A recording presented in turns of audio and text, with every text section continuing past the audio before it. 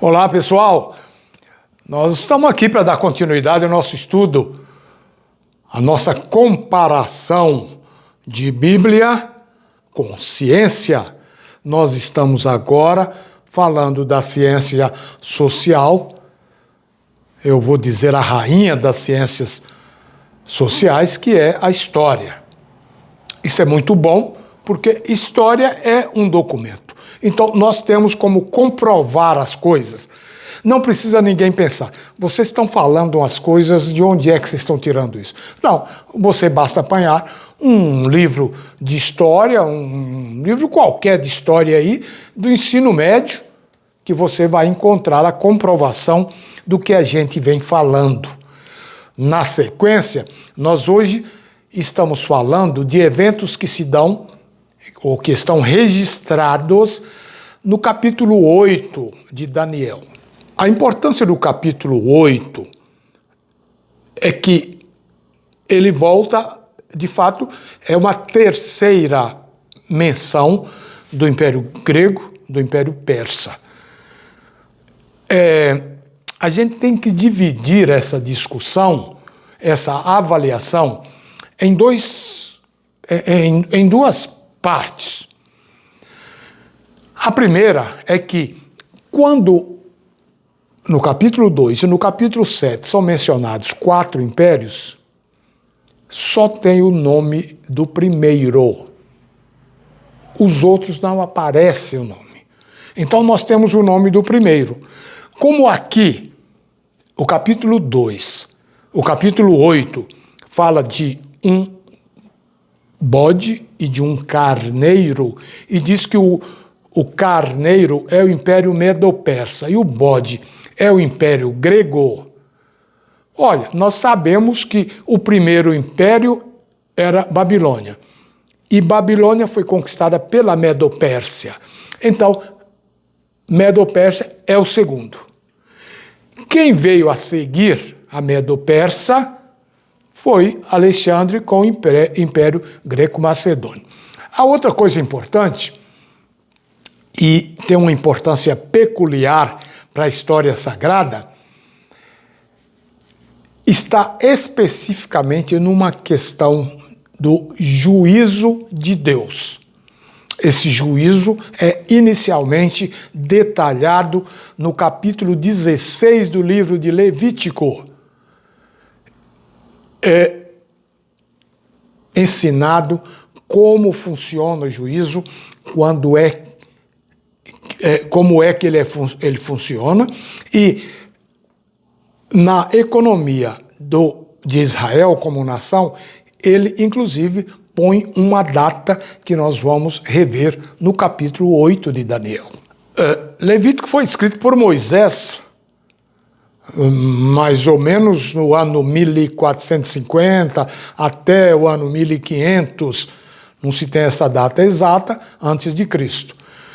E Daniel foi escrito pelo próprio já 500 anos antes de Cristo. Então, tem de fato, mais ou menos, em termos gerais, termos grosseiros, 1000 anos. O detalhe é que o autor daquele primeiro oráculo é o mesmo do segundo oráculo. E uma importante questão. O primeiro oráculo trata de símbolo, de imagens, de tipo. Daniel fala literalmente de um juízo e dá a data de começar esse juízo. Então, é importante que a gente tenha isso em mente para a gente saber se localizar no tempo onde é que nós estamos. Tem uma explicação para essa metáfora que é Levítico e essa realidade que é Daniel. A explicação é o seguinte. No capítulo 8, no capítulo 7 de Daniel, o verso 25, Daniel diz que daquele quarto animal, que era o Império Romano, ia surgir um poder com status de império, de reino, e que esse poder ia fazer 3 coisas. Número 1, ele iria proferir palavras de blasfêmia, que na linguagem bíblica, blasfêmia significa arrogar para si prerrogativas da divindade. Segunda coisa, ele ia perseguir os santos do Altíssimo. A palavra santo na Bíblia não significa aquela pessoa de auréola, de coroinha, não. Santos são aqueles que se definiram por Deus, pelo seu programa no planeta Terra. E, em terceiro lugar, diz que esse poder iria conspirar contra a lei de Deus. E ele diz assim: cuidará de mudar o tempo e a lei. Ora, é um poder que surge a partir do Império Romano. Não é um império seguinte, ele é um império embutido, inserido, inerente.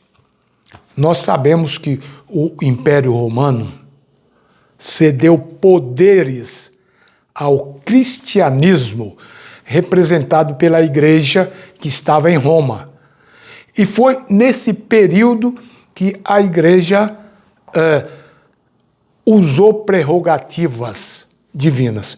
Por exemplo, a igreja, através de seus líderes religiosos, assumiu o papel de perdoar pecados, que é o que se ouve no confessionário. Uma pessoa se confessa com outra pessoa humana, quando só Deus tem poder de perdoar pecados. Essa mesma representação do cristianismo mudou a lei de Deus. Onde que ela mudou? Exatamente no mandamento, o único mandamento que fala de tempo, que é o 4º mandamento. No ano 321, Constantino fez uma barganha com a igreja. Não há mais perseguição e vocês absorvem coisas do paganismo, que era o mitraísmo de Roma. Então, a igreja, sediada em Roma, admitiu o dia de guarda de Constantino. O dia de guarda do mitraísmo era o primeiro dia da semana, onde eles adoravam virados para o sol, dizendo que o sol, o Mitraia, era o representante do Deus Sol. Onde é que está o problema disso, gente? O problema são 2. O primeiro, o único mandamento que fala que há um Criador é o 4º mandamento. Segundo, o Sol era uma divindade no Antigo Egito e em Roma, mas nunca no cristianismo. No relato da criação, o Sol só aparece no 4º dia. Portanto, ele não é um Deus criador. Isso é, de fato, um atentado à lei de Deus. Finalmente, a perseguição que está ali predita, ela aconteceu a partir do ano 538, quando Justiniano outorga ao bispo de Roma poder para perseguir quem pensasse diferente. E aí se instalou o Tribunal da Inquisição, que matou centenas de pessoas, como os huguenotos, como os valdenses, que não aceitava a doutrinação adulterada que vinha da Igreja de Roma através do seu chefe. Então, Daniel pergunta, até quando vai durar isto? E essa digressão toda que eu fiz é exatamente para entender que Deus tem data para as coisas. E Deus vai responder, ele, numa oração que ele faz no capítulo 9, no verso 25, ele diz que a partir da data, da ordem, do decreto para reconstruir os muros, reconstruir Jerusalém, a partir daí, 2.300 anos ia se instalar o juízo de Deus.